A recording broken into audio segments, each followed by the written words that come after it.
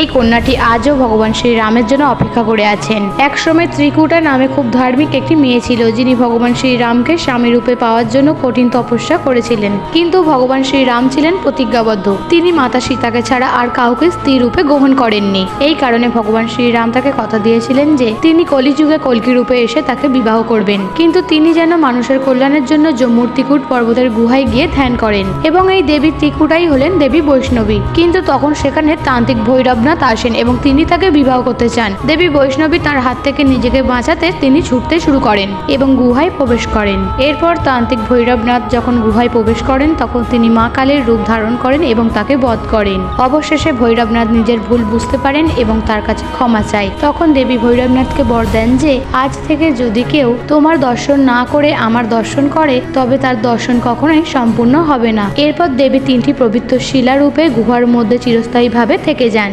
ভিডিওটা ভালো লাগলে কমেন্ট বক্সে জয় মা বৈষ্ণব দেবী লিখতে ভুলবেন না।